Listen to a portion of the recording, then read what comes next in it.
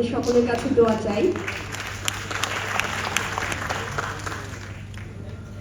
সময় খুব অল্প, যার কারণে আমি খুবই অল্প সময়ে এবং বলা যায় যে ধন্যবাদ জ্ঞাপনের মাধ্যমেই শেষ করব। রাজনীতিতে আমি নতুন, আমার ধারণা যে আমার পেছনে যেসব ইয়াং জেনারেশন আছেন, নারীরা আছেন, তারা অনেকেই নতুন, তাই না? একদম নতুন। এবং এই যে টেকনিক্যাল বিষয়গুলো আমাদের অনেকের কাছেই এখনো অনেক দুর্বোধ্য মনে হচ্ছে।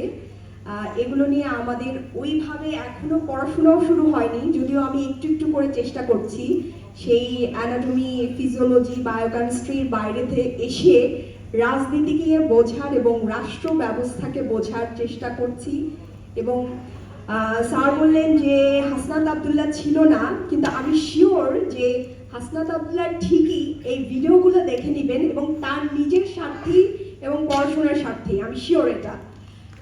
এই জন্য এবং আমিও স্যার আপনার অনেক কথা এখান থেকে ধরতে পারিনি, আমি আবার এবং প্রত্যেকের কথাই আমি আবার লাইভে নিয়ে বসবো এবং এটা নিয়ে টুকিটাকি পড়াশোনা করার চেষ্টা করবো, যেহেতু সামনে বাজেট অধিবেশন আছে।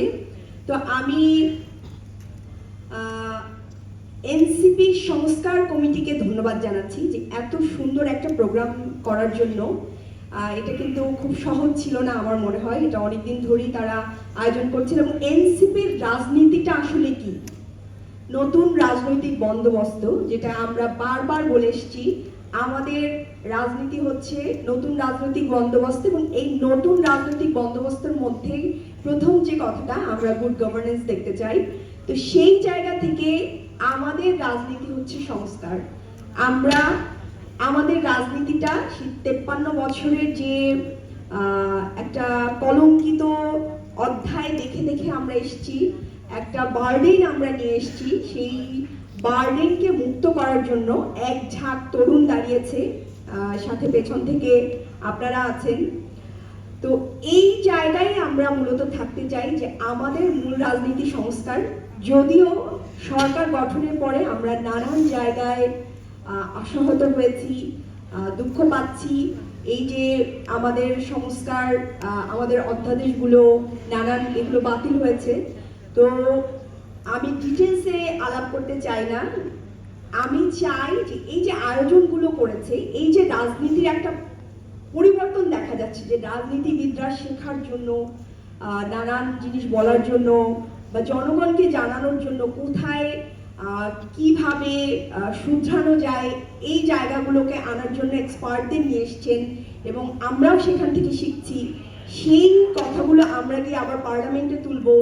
এই যে রাজনীতির একটা পরিবর্তন এসছে, এই যে সংস্কার নিয়ে এনসিপি দাঁড়িয়েছে, আমি আমাদের সরকার দলে যারা আছে তাদেরকে অনুরোধ করব যে আপনারা এই সংস্কারের পথেই হাঁটেন। যেই পথে হাঁটছেন এই পথটা আসলে জনগণ পছন্দ করছেন না, এবং জনগণ পুরনো রাজনীতিতে, এই যে দলীয়করণের রাজনীতি, চাঁদাবাজি, ঘুষ, দুর্নীতি, টেন্ডারবাজি, এই রাজনীতিতে আর ফিরে যেতে চাচ্ছে না। আমরা সংস্কারের রাজনীতিতে চাই, আমরা একটা গুড গভর্নেন্স দেখতে চাই। এই গুড গভর্নেন্স আমরা আপনাদের লড়াইয়ে বা গভর্নমেন্ট গুড গভর্নেন্স তৈরির লড়াইয়ে আমরা বিরোধী দল যারা আছি তারাও পাশে থাকতে চাই। পাশাপাশি এই যে সুশীল সমাজ যারা আছে তারা অবশ্যই সাপোর্ট দিবেন এবং তারা বলে গেলেন।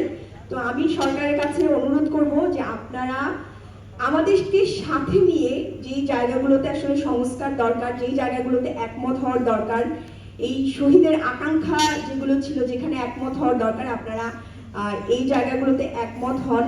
আমরা আপনাদের এই সংস্কারের ক্ষেত্রে আমরা আপনাদের পাশে আছি, থাকবো।